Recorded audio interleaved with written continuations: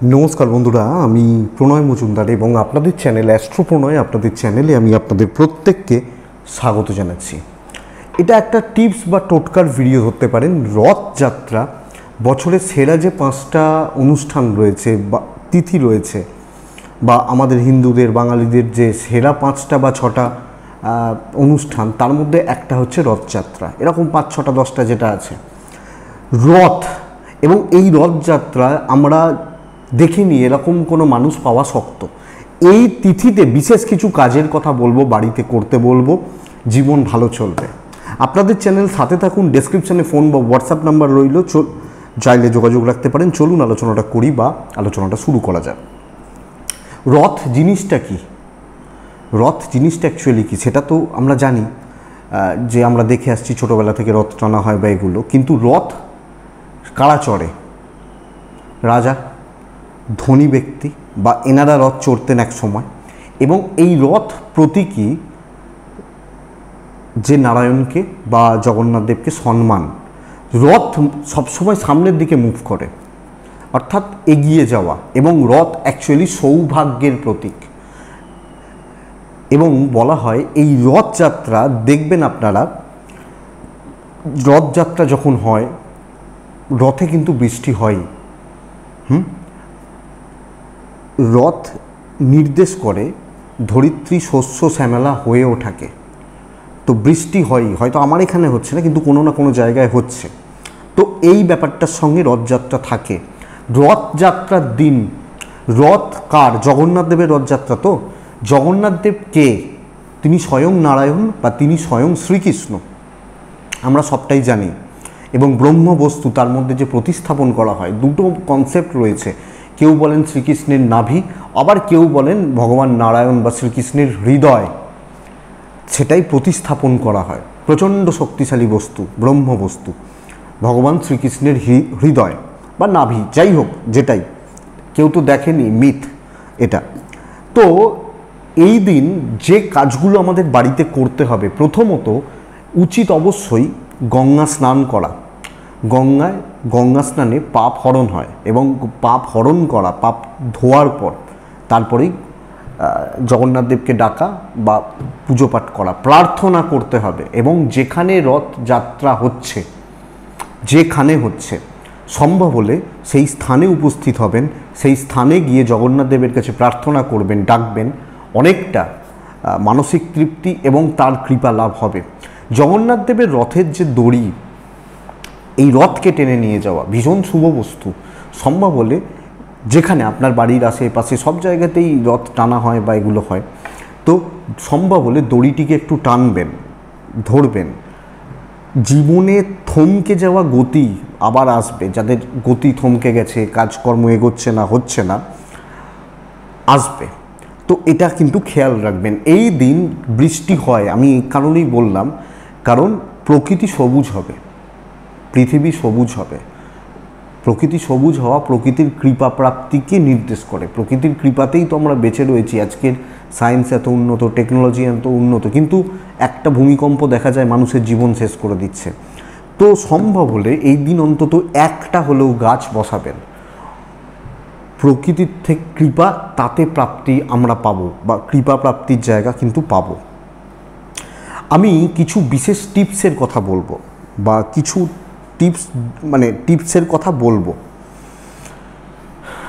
চলুন পরপর শুরু করছি। দেখুন, যেটা করবেন, যে সম্ভব হলে জগন্নাথ দেবের উদ্দেশ্যে, বাড়িতেও থাকে অনেকে, বাড়িতে জগন্নাথ না থাকলে নারায়ণ থাকে, শ্রীকৃষ্ণ রয়েছেন, বা যেখানে পুজো হচ্ছে, জগন্নাথ রথযাত্রা হচ্ছে বাড়ির কাছাকাছি 1-2 কিলোমিটারের মধ্যে প্রত্যেকেরই হয়। সবাইকার বাড়ির কাছে রথ হয়তো বিশাল বড় হয় না, কিন্তু তুলসী দান, 11টা তুলসী পাতা দান করুন জগন্নাথ দেবের উদ্দেশ্যে, বাড়িতে শ্রীকৃষ্ণের উদ্দেশ্যে 11টা তুলসী দান করুন। দুঃখ হরণ হবে, হরি হরণ করে বলা হয়। তুলসী দানে তিনি প্রীত হন। তো তুলসী 11টা দান করুন, আপনারা খুব ভালো রেজাল্ট পাবেন। আপনারা আরেকটি কাজ করবেন, মনস্কামনা যারা পূরণ করতে চান, কোনো মনস্কামনা পূরণ বা ইচ্ছা পূরণ করতে চান, একটা হলুদ কাপড়ের টুকরো নেবেন। হলুদ রং নারায়ণের প্রিয় এবং জগন্নাথ দেবের ভীষণ প্রিয়। হলুদ কাপড়ের টুকরো নিয়ে 11টা মিষ্টি এবং 11টা পয়সা, সঙ্গে যদি 11টা কড়ি দেয়া যায়, কড়ি খুব ভালো হয়, জগন্নাথ দেবকে অর্পণ করুন।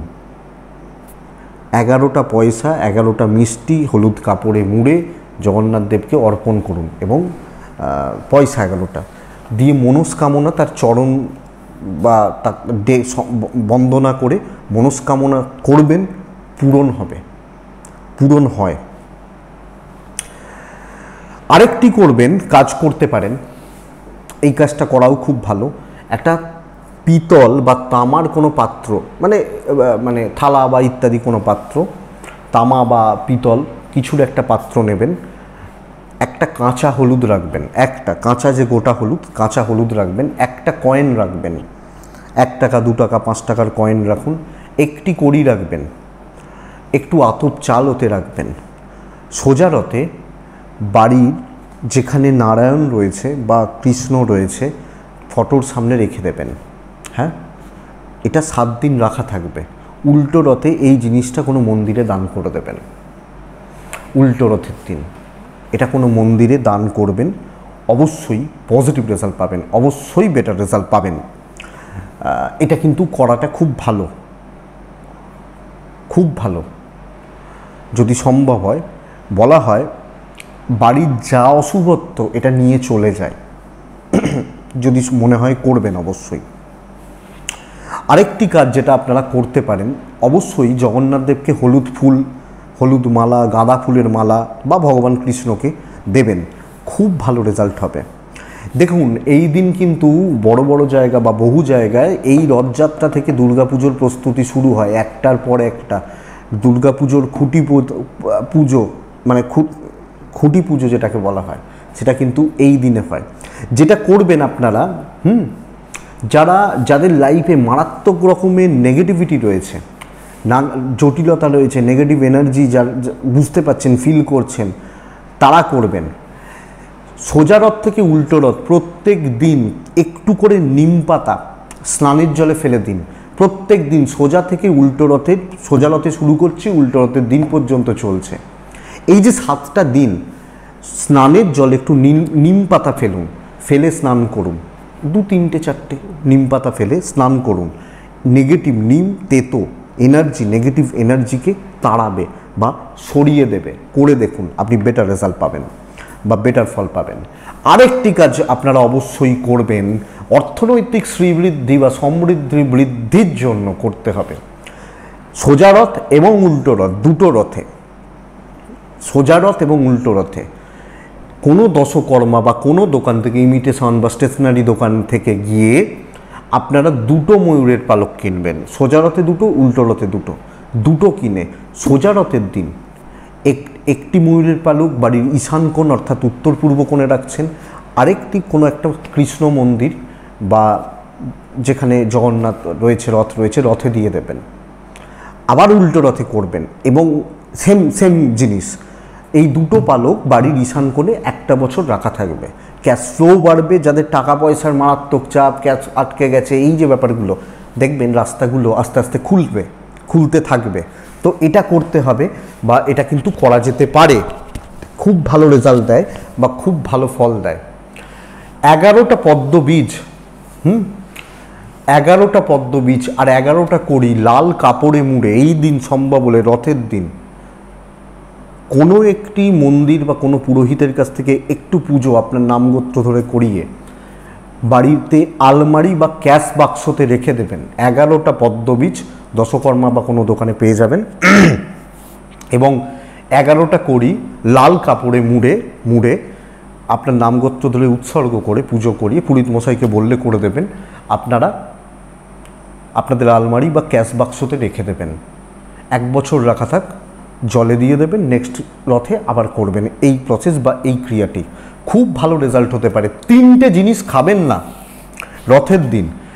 বলে জগন্নাথ দেবের যখন স্নান যাত্রা হয় তারপর জগন্নাথ দেবের প্রচণ্ড জ্বর আসে এবং তার জন্য কলমি শাকের বিছানা, পটলের বালিশের ওপর তাকে শোয়ানো হয়। তো তো চেষ্টা করবেন রথ বা রথের সময় শাক না খাওয়ার, অন্তত কলমি শাক না খাওয়ার, পটল অ্যাভয়েড করার।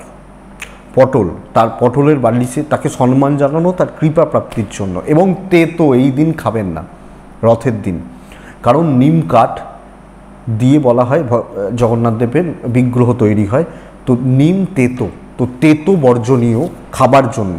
কিন্তু জীবনের অশুভত্বকে তাড়ানোর জন্য নিম পাতা দিয়ে স্নান করুন, আপনারা কৃপা পাবেন। এই কাজগুলো ছোট ছোট কাজ করবেন। কোনো শিশুকে কিছু দান করবেন, শিশুকে খাওয়াবেন। শিশু প্রতীক, বালক রূপ, আমরা যে গোপাল তার প্রতীক হচ্ছে শিশু। তো শিশুকে তুষ্ট করবেন, আপনার বাচ্চা, বাড়ির বাচ্চা, এবং অ্যাকচুয়ালি অনুষ্ঠানটাও বাচ্চাদের। দেখুন রথ নিয়ে বাচ্চাগুলোই বেরোয়, কোনো শিশুকে। এবং এই দিন, রথের দিন বা রথ চলাকালীন, রথযাত্রার এই যে তিথি চলাকালীন কোনো বিবাদ, কলহ, অশান্তি, নেগেটিভিটি, নেগেটিভ থিঙ্কিং এগুলো দয়া করে না করুন। এই কাজগুলো করুন, কোনো বিশেষ খরচার ব্যাপার নেই, অনেকটা জীবনে ভালো থাকবেন। আমি দায়িত্ব নিচ্ছি, অনেকটা ভালো থাকবেন, বা 100% না হলেও কিছুটাও যদি ভালো থাকি, এনার্জি বাড়ে, পজিটিভিটি আসে, ক্ষতি কী? করে দেখুন না, জগন্নাথ দেবকে স্মরণ করুন, মনন করুন, চিন্তন করুন, তার কৃপা পেতে বেশি সময় লাগে না। তো এটুকুই থাক, ভালো থাকুন, অনেক শুভেচ্ছা, অনেক ভালোবাসা, অনেক অভিনন্দন রইল। খুব ভালো কাটুক আপনাদের দিন, রথযাত্রা ভালো কাটুক। নমস্কার।